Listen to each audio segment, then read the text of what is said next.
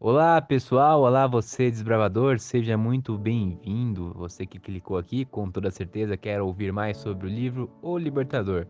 Você que está estudando para alguma prova ou só quer aprender mais sobre o Espírito de Profecia, seja muito bem-vindo. Deixe seu like e se inscreva no nosso canal. Vamos lá? Olá, meu nome é Ayrton, sinto-me honrado por ter sido convidado pelos desbravadores para poder participar com vocês da leitura desse livro maravilhoso, O Libertador. O capítulo que me coube ler é o capítulo 19, que tem por título Jesus e a Mulher junto ao Poço. Iniciamos a leitura assim. A caminho da Galiléia, Jesus passou por Samaria. Era meio-dia quando ele chegou ao poço de Jacó. Cansado pela viagem, ele sentou-se para descansar enquanto seus discípulos iam comprar comida. Judeus e samaritanos eram inimigos ferrenhos. Os rabinos diziam que era lícito negociar com os samaritanos em caso de necessidade, mas um judeu nunca tomaria nada emprestado de um samaritano, nem aceitaria sequer um pedaço de pão ou um copo de água.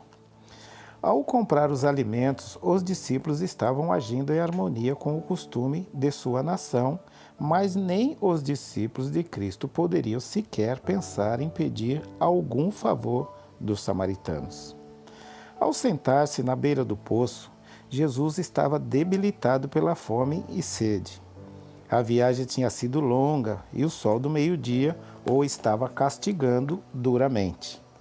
Sua sede só aumentava ao pensar na água fria e refrescante ali, tão perto. No entanto, ele não tinha corda nem jarro e o poço era fundo. Uma mulher de Samaria se aproximou. Aparentemente, sem notar a presença de Jesus, ela encheu seu próprio jarro com água. Ao voltar-se para ir embora, Jesus lhe pediu água para beber. Nenhum oriental recusaria um favor desses. Oferecer uma bebida para o viajante sedento era um dever tão sagrado que os árabes chegavam até sair de seu caminho para cumpri-lo. O Salvador procurava encontrar a chave do coração da mulher, e com o tato que procede do amor divino, ele pediu um favor. Confiança gera confiança. O Rei do Céu se aproximou daquela mulher desprezada e lhe pediu um serviço.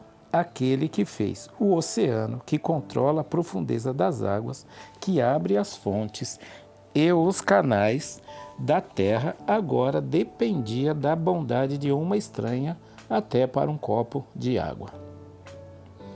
A mulher viu que Jesus era judeu. De tão surpresa, ela até se esqueceu de atender seu pedido, mas tentou saber a razão do mesmo. Como o Senhor, sendo judeu, disse ela, pede a mim, uma samaritana, água para beber? Jesus respondeu, se você conhecesse o dom de Deus e quem lhe está pedindo água, você lhe teria pedido e lhe teria dado água viva. Versículos 9 e 10. Não nos esqueçamos que estamos lendo o capítulo 4. Aliás, essa história está relatada no capítulo 4 de João, versículos 1 ao 42. E segue então Jesus Cristo com a mulher. Se você tivesse me pedido, eu lhe teria dado a água da vida eterna. Primeiro subtítulo da leitura: Interesse despertado. A atitude casual e zombeteira da mulher começou a mudar. O Senhor não tem com que tirar a água e o poço é fundo. Onde pode conseguir essa água viva? Acaso o Senhor é maior do que o nosso pai Jacó, que nos deu o poço do qual ele mesmo bebeu? João 4, versículos 11 e 12. Ela via diante de si apenas um viajante sedento. Em sua mente, o comparou a Jacó. Ela olhava para o passado e via os pais, olhava para o futuro e aguardava o Messias. Enquanto isso, o próprio Messias estava ali a seu lado, e ela não o reconheceu. Quantas pessoas sedentas hoje estão bem perto da fonte da vida, ou melhor, da fonte viva, mas estão olhando para longe à procura da água da vida. De maneira solene e sincera, Jesus disse: quem beber dessa água terá sede outra vez, mas quem beber da água que eu lhe der, nunca mais terá sede. Ao contrário, a água que eu lhe der se tornará nele uma fonte de água a jorrar para a vida eterna. João 4, versículos 13 e 14. Por toda parte há pessoas que desejam algo para preencher a necessidade insatisfeita de sua alma. Existe apenas um que pode preencher esse vazio: Cristo, o desejado de todas as nações. A graça divina que Ele dá é como a água da vida que purifica e revigora o ser inteiro. Jesus não passou a ideia de que apenas um gole da água da vida seria suficiente. Todos os que provam o amor de Cristo continuarão desejando mais e não procurarão outra coisa. As riquezas, honras e prazeres do mundo não os atraem. O clamor constante de seu coração é: mais de ti. Nosso Redentor é uma fonte inesgotável. Podemos beber repetidas vezes e sempre vamos achar mais. Jesus tinha provocado o interesse da mulher, despertado nela um desejo pelo dom por ele mencionado. Senhor, dê-me dessa água para que eu não tenha mais sede, nem precise voltar aqui para tirar água. Capítulo 4, versículo 15. Segredos obscuros do passado é outro subtítulo.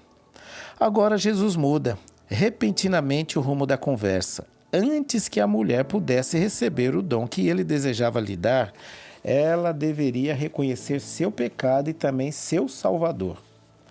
Jesus lhe disse: vá, chame seu marido e volte. Versículo 16. Ela respondeu: não tenho marido. Mas o Salvador continuou: você falou corretamente dizendo que não tem marido. O fato é que você já teve 5 e o homem com quem agora vive não é seu marido. O que você acabou de dizer é a verdade. Versículos 17 e 18 do capítulo 4 de João. A mulher estremeceu. Uma mão misteriosa estava virando as páginas da história da sua vida. Quem era esse que podia ler os segredos de sua vida? Vieram-lhe à mente pensamentos sobre a eternidade e sobre o julgamento futuro, quando tudo que agora está oculto será revelado. Ela tentou desviar o assunto daquele rumo indesejado. Senhor, vejo que é profeta. Versículo 19. Então, com a esperança de fazer silenciar seu sentimento de culpa, ela procurou falar sobre alguns pontos de controvérsia religiosa. Pacientemente, Jesus esperava pela oportunidade de fazer com que a verdade entrasse em seu coração. Ela disse: nossos antepassados adoraram nesse monte, mas vocês, judeus, dizem que Jerusalém é o lugar onde se deve adorar. Versículo 20. Dali se podia ver o Monte Gerizim, local disputado entre judeus e samaritanos. Por muitas gerações, os samaritanos haviam se misturado com idólatras, cuja religião foi gradualmente contaminando a religião deles, ou melhor, foi contaminando a religião deles. Quando nos dias de Esdras o templo de Jerusalém foi reconstruído, os samaritanos quiseram se juntar aos judeus na construção. Os judeus recusaram e sentimentos amargos se levantaram entre os dois povos. Os samaritanos construíram um templo rival no Monte Gerizim, mas inimigos destruíram seu templo e eles pareciam estar sob uma maldição. Não reconheceriam o templo de Jerusalém como a graça de Deus, nem admitiriam que a religião dos judeus era superior. Em resposta à mulher, Jesus disse: creia em mim, mulher. está próxima a hora em que vocês não adorarão o Pai nem neste monte, nem em Jerusalém. Vocês, samaritanos, adoram o que não conhecem. Nós adoramos o que conhecemos, pois a salvação vem dos judeus. Versículos 21 e 22. Agora Jesus procurava derrubar os preconceitos daquela samaritana contra os judeus.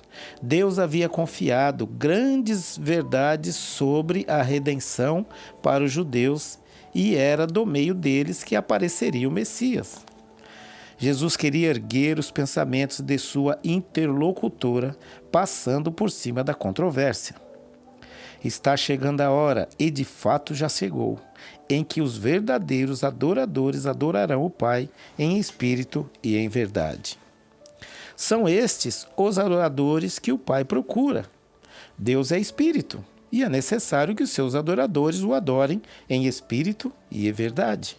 Versículos 23 e 24. Não é por buscarmos um monte santo ou um templo sagrado que nos colocamos em comunhão com o céu. Temos que nascer do Divino Espírito se quisermos servir a Deus de maneira correta. Isso purificará o coração e renovará a mente, o que nos fará obedecer com disposição a todos os seus requerimentos. Essa é a verdadeira adoração. É o fruto do Espírito Santo em ação. Aonde quer que alguém vá em busca de Deus, ali poderemos ver o Espírito em ação e Deus se revelará para aquela pessoa. Conversando com Jesus, a mulher ficou impressionada com suas palavras. Ao Jesus lhe expor os fatos de sua vida passada, ela percebeu a sede que tinha sua alma. Uma sede que as águas do poço de Sicar nunca poderiam satisfazer. Nada antes havia despertado nela uma necessidade tão elevada. Jesus leu os seus segredos, ou melhor, Jesus leu os segredos de sua vida, mas ela sentiu que ele era seu amigo. Um amigo misericordioso e amoroso. Embora a pureza de sua presença condenasse seu pecado, ele não tinha falado nenhuma palavra que a denunciasse. Falou-lhe, porém, de sua graça, a qual podia renovar a vida dela. Uma pergunta surgiu em sua mente. Poderia esse ser o esperado Messias? E ela lhe disse: eu sei que o Messias, chamado Cristo, está para vir. Quando ele vier, explicará tudo para nós. E Jesus respondeu: eu sou o Messias, eu que estou falando com você. Versículos 25 e 26. Ao ouvir essas palavras, a fé brotou no coração da mulher. Ela aceitou o maravilhoso anúncio vindo dos lábios do Divino Mestre. Aquela mulher estava com a mente receptiva. Ela estava interessada nas Escrituras e o Espírito Santo estava preparando-a para receber mais luz. Uma maior compreensão sobre as profecias do Antigo Testamento já cintilava em sua mente. A água da vida que Cristo dá a todos os que têm sede tinha começado a jorrar em seu coração. A afirmação clara que Cristo fez para aquela mulher não podia ser feita para os judeus, cheio de justiça própria. Aquilo que tinha sido retido dos judeus e que tinha sido recomendado aos discípulos manterem em segredo, foi revelado a ela. Jesus viu que a samaritana poderia usar seu conhecimento a fim de trazer outros para partilharem de sua graça. Quando voltaram de suas atividades da cidade, os discípulos ficaram surpresos ao encontrarem seu mestre conversando com a mulher. Ele não havia tomado a água refrescante que pedira, nem fez uma pausa para comer os alimentos que os discípulos haviam trazido. Quando a mulher foi embora, os discípulos insistiram que ele comesse. Viram que ele estava calado e que seu rosto brilhava e tiveram medo de interrompê-lo, embora achassem que era dever deles fazê-lo lembrar-se de suas necessidades físicas. Jesus reconheceu o amável interesse deles e disse: tenho algo para comer que vocês não conhecem. Versículo 32. Continuando. Os discípulos não podiam imaginar que lhe havia trazido comida. Ele explicou: a minha comida é fazer a vontade daquele que me enviou e concluir a sua obra. Versículo 34. Ajudar alguém que tinha fome e sede da verdade era para ele mais confortador e restaurador do que comer e beber. Nosso Redentor tem fome da simpatia e do amor daqueles que comprou com seu sangue. Como uma mãe espera por um sorriso de reconhecimento de seu bebê, sinal do alvorecer da inteligência, assim também Cristo espera pela expressão de amor agradecido que mostra haver começado vida espiritual no coração. A mulher ficou muito feliz ao escutar as palavras de Cristo. Deixando seu jarro, voltou à cidade para levar a mensagem a outros. Esqueceu-se do que fora fazer no poço, como também de sua intenção de aliviar a sede do Salvador. Com o coração transbordando de alegria, saiu depressa para compartilhar com outros a luz que havia recebido. Venham ver um homem que me disse tudo o que tenho feito, ela disse, para todos os moradores da cidade. Será que ele não é o Cristo? Havia uma nova expressão em seu rosto, uma mudança em toda a sua aparência. Então saíram da cidade e foram para onde ele estava. Versículos 29 e 30. Ainda sentado ao lado do poço, Jesus contemplava os campos de trigo que se estendiam diante dele com seu suave verdor, banhado pela luz dourada do sol. Chamando a atenção dos discípulos para a cena, ele a usou como símbolo. Vocês não dizem: daqui a 4 meses haverá colheita? Eu lhes digo, abram os olhos e vejam os campos, eles estão maduros para a colheita. Versículo 35. Enquanto falava, ele observava os grupos se aproximando do poço. Ali estava uma colheita pronta para os ceifeiros. Novo subtítulo: O ciclo da colheita do Evangelho. Aquele que colhe já recebe o seu salário e colhe fruto para a vida eterna. De forma que se alegram juntos o que semeia e o que colhe. Assim é verdadeiro o ditado: um semeia, outro colhe. Versículos 36 e 37. Os que recebem o Evangelho devem ser seus instrumentos vivos. Um espalha a semente, outro junta a colheita e ambos se alegram juntos com o resultado de seu trabalho. Jesus disse aos discípulos: eu os enviei para colherem o que vocês não cultivaram. Outros realizaram o trabalho árduo e vocês vieram usufruir do trabalho deles. Versículo 38. Os discípulos estavam entrando no trabalho de outras pessoas. Uma influência invisível havia trabalhado em silêncio, mas eficazmente para reproduzir a colheita. Cristo estava prestes a regar a semente com seu próprio sangue. Seus discípulos eram colaboradores de Cristo e de homens santos da antiguidade. Com o derramamento do Espírito por ocasião do Pentecoste, milhares seriam convertidas em um só dia. Esse era o resultado da semente lançada por Cristo, a colheita do seu trabalho. Os samaritanos vieram ouvir Jesus e creram nele. Aglomerados à sua volta na beirada do poço, fizeram-lhe muitas perguntas e com avidez receberam suas explicações sobre muitas coisas que tinham sido obscuras para eles. Suas dificuldades começaram a se desvanecer. Ansiosos por ouvir mais, o convidaram para que fosse à sua cidade, implorando que permanecesse com eles. Por 2 dias ele ficou em Samaria e muitos mais creram. Jesus não fez nenhum milagre entre eles, exceto revelar à mulher no poço os segredos de sua vida. No entanto, muitos o receberam. Em sua nova alegria, eles disseram para a mulher: agora cremos, não somente por causa do que você disse, pois nós mesmos o ouvimos e sabemos que esse é realmente o Salvador do mundo. Versículo 42. Novo subtítulo agora: Derrubando as muralhas do preconceito. Jesus havia começado a derrubar a parede divisória existente entre judeus e gentios e a pregar a salvação para o mundo. Ele se misturou voluntariamente com os samaritanos, aceitando a hospitalidade daquele povo desprezado. dormiu debaixo do teto deles, comeu com eles, em volta de suas mesas, e ensinou nas ruas, os tratou com a maior bondade e cortesia. No templo em Jerusalém, o muro baixo separava o pátio externo das demais dependências do edifício sagrado. Nesse muro havia inscrições declarando que somente judeus podiam ultrapassar aquele limite. Se um gentio ousasse entrar no recinto interior, teria que pagar com a vida aquela infração. Mas Jesus, o originador do templo, trouxe para os gentios a salvação que os judeus rejeitaram. Os discípulos ficaram maravilhados com a conduta de Jesus. Durante os 2 dias em Samaria, a lealdade que dedicavam a ele manteve seus preceitos sob controle, mas o coração deles não havia mudado.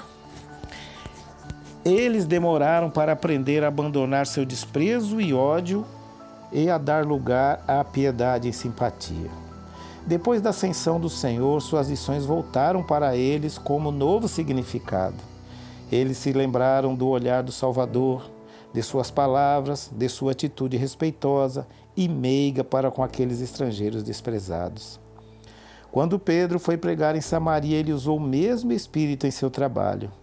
Quando João foi chamado para Éfeso e Esmirna, ele se lembrou da experiência de Sinquém e do próprio exemplo do Divino Mestre. Os que alegam ser seguidores do Salvador podem desprezar e evitar os rejeitados pela sociedade, mas nenhuma circunstância relacionada ao nascimento ou nacionalidade, nenhuma condição de vida pode afastar seu amor de qualquer pessoa, não importa quão pecadora seja. Devemos entender o convite do Evangelho para todos. No Poço de Jacó, Jesus não deixou passar a oportunidade de falar com aquela mulher, uma estrangeira, vivendo abertamente em pecado. Muitas vezes ele começava suas lições com apenas umas poucas pessoas reunidas em torno dele, mas um por um os que passavam paravam para escutar, até que uma multidão de pessoas maravilhadas e respeitosas estava ouvindo as palavras de Deus por meio do Mestre enviado do céu. Pode ocorrer que somente uma pessoa ouça a mensagem de um obreiro de Cristo hoje, mas quem pode imaginar até onde chegará a sua influência? A mulher samaritana provou ser uma missionária mais eficiente que os próprios discípulos de Jesus. Por meio dela, a população inteira de uma cidade foi ouvir o Salvador. Todo verdadeiro discípulo nasce no reino de Deus como missionário. Aquele que bebe da água viva se torna a fonte de vida. O recebedor se torna o doador. A graça de Cristo no coração é como uma fonte no deserto, revigorando a todos e deixando ansiosos por beber a água da vida os que estão prestes a perecer. Que Deus os abençoe com o ensinamento dessa mulher samaritana.